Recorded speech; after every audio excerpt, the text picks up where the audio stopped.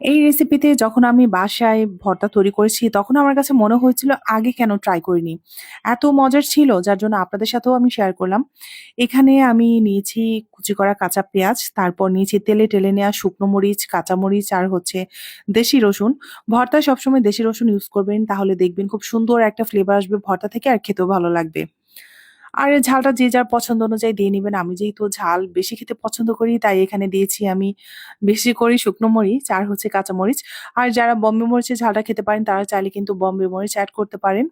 আর বম্বে মরিচের ফ্লেভারও কিন্তু খুব ভালো আসে ভর্তা থেকে। তা আমি এখন সবকিছু এখানে দিয়ে মিক্স করে নিয়েছি। আর হ্যাঁ, আমি কিন্তু এখানে লবণও এড করেছিলাম।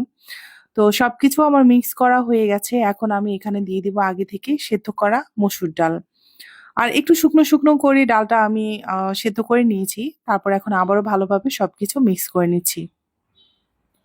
আর এটা গরম ভাতের সাথে খেতে এত ভালো লাগে। আপনারা যখন ভাত রান্না করবেন না, তখন একটু বেশি করেই রান্না করবেন।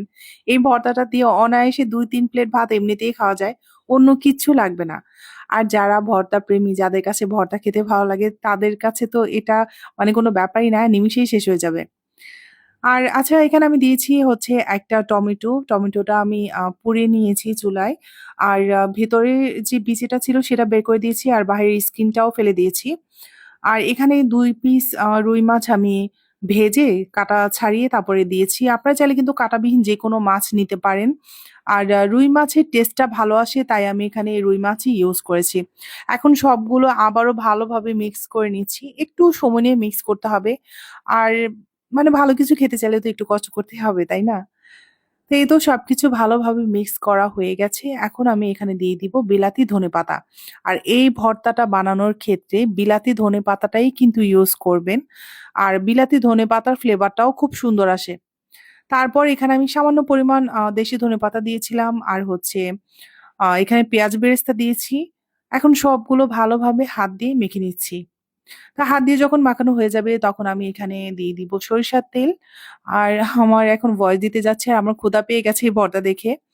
তো সবকিছু ভালোভাবে মিক্স করা হয়ে গেলে আমরা এখন একটা প্লেটে নিয়ে নিব। আর হ্যাঁ, আরেকটা কথা, এখানে কিন্তু আমি লেবুও দিয়েছি। ১ পিস লেবু দিতে কিন্তু ভুলবেন না।